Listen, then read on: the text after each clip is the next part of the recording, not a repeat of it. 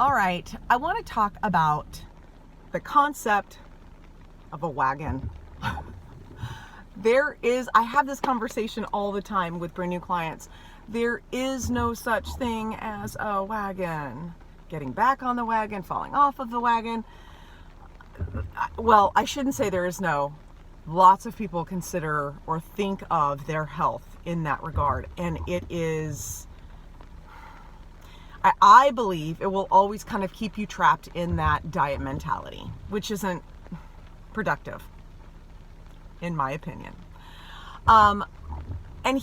People, the clients that I work with, they're always like, well, so how do I think of it if I'm not looking at it like right and wrong and good or bad, or, that whole just very black and white kind of mentality. And here's what it comes down to, at least for me. When you live your life in a way that supports your health, how you eat, let's just focus on that one, right?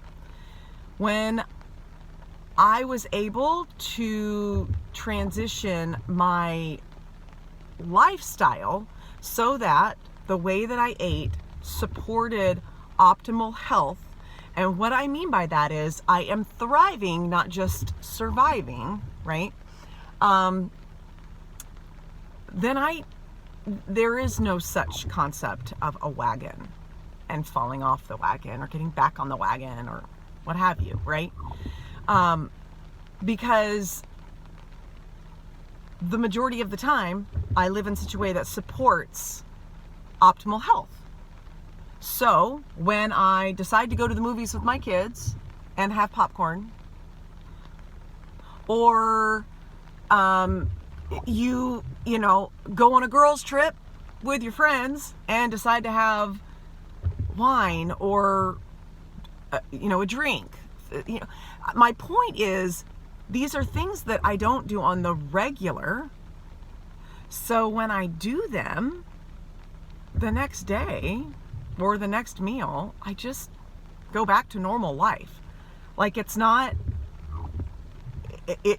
connected with, beating myself up mentally, feeling guilty, adding in shame. It doesn't have any of those connections to it in regards to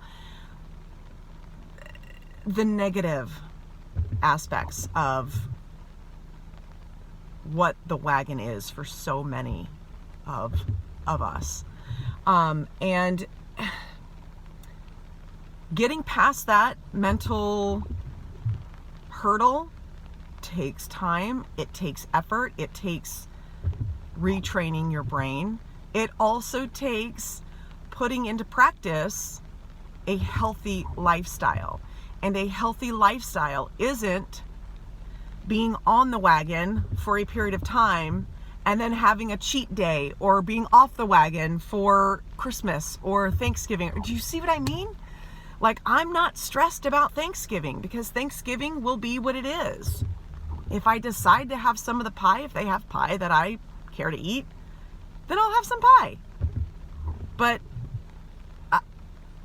it's not about coming off the wagon, because the very next thing I put in my mouth, or, if it's the next day, I just go back to my normal life. And I think that's where a lot of the struggle is, because for so many of us, normal life consists of fast food, processed food, food that doesn't make us feel great, food that does not support optimal health, food that definitely makes us not thrive, right? So yes, when that is your normal life, then it does become very difficult to think of your health outside of that wagon concept. And so that would be the first place that I would probably start, is working with someone who can help you develop that kind of lifestyle foundation so that it actually becomes a lifestyle, because that takes time and practice. So hopefully this was helpful for you and maybe helped you open up your eyes just a little bit in regards to, if anything, really how you view things and how you, the lens that you look at your life or your health through, because that's ultimately, I think, where it